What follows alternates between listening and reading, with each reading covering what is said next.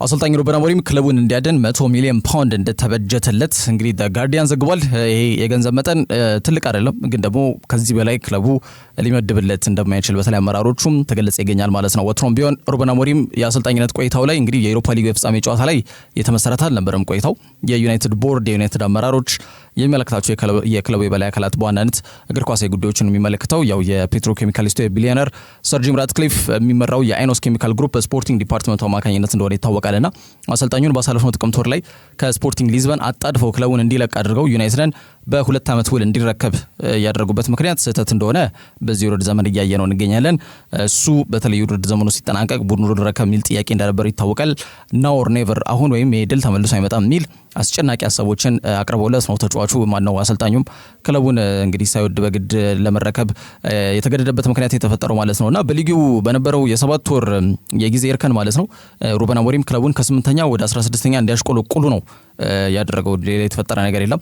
የሱን ያጫወት መንገድ ተጫዋቾቹ ላይ ለማስረስ ትንሽ ጊዜ ይፈልጋል የሚለው ግን መሰመር ይኖርበታል። ይበልጥ ደግሞ ለክለቡ ነገ መነሳት የዩሮፓ ሊጉን ማሳካት ትልቅ ፋይዳ ነበረው።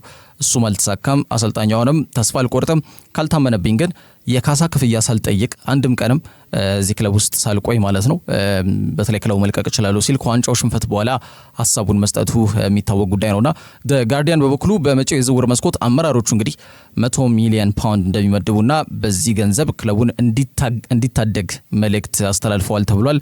ቀይ ሰይጣናት ከ2014 ከ2015 የውድድር ዘመን በኋላ ለመጀመሪያ ጊዜ እንግዲህ ምንም አይነት የአውሮፓ የውድድር መድረኮች ላይ የማይሳተፉ ይሆናል ማለት ነው። እንግዲህ ምንም ወደ ግራ ወደ ቀኝ ሳያማትሩ ፕሪሚየር ሊግ ላይ ብቻ ትኩረት የሚያደርጉበት ወይም ኤፍኤ ካፕ ወይም ደግሞ ካራቦ ካፕ ላይ እነዚህ 3 የውድድር ምዕራፎች ላይ ትኩረት የሚያደርጉበት የ2025 የ2026 የውድድር ዘመን ይሆናል ተብሎ ይገመታል። ምናልባትም ለዩናይትድ ጥሩ ድልን ይዞ ሊመጣ ይችላል። ምክንያቱም ቡድኑ የአውሮፓ ተሳትፎ የለውም። ስለዚህ እነዚህን ቀደም የጠቀስኳቸው 3 ዋንጫዎች ፕሪሚየር ሊጉ ላይ ኤፍኤ ካፕ፣ ካራቦ ካፕ ዋንጫዎች ላይ ይፎካከራልና ይሄ ማለት በየ3 ቀኑ ለመጫወት አይገደድም።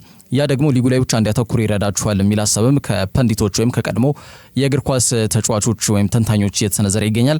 በአጠቃላይ በቀጣይ አሰልጣኙ ቡድኑን በቀድሞ ውድድር ዝግጅት ላይ አዋህዶ የራሱን አጨዋወት ፍልስፍና አስርጾ በዝውውር መስኮቱ በሚለቀቀው ገንዘብ 2 ከተሻለ 3 ተጫዋቾችን በማስፈረም ስብስቡን በማጠናከር ቀጣይ ዓመት ዩናይትድን ወደ ክብሩ ወይም ወደ ስኬት ጎዳና የመመለስ ኃላፊነትን የሚረከብ ይሆናል።